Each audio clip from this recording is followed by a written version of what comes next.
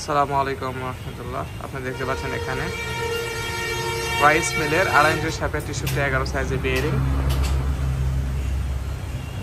স্টিলের হলার। যারা স্টিলের হলার নিতে চান 2 সপ্তাহের জন্য অর্ডার আমাদের যেটা অব্যাহত থাকবে 2 সপ্তাহ অনলি। অফার প্রাইস এটা আমরা বিক্রি করতেছি 42,000 টাকা, যেহেতু মাইল স্টিলের হলার।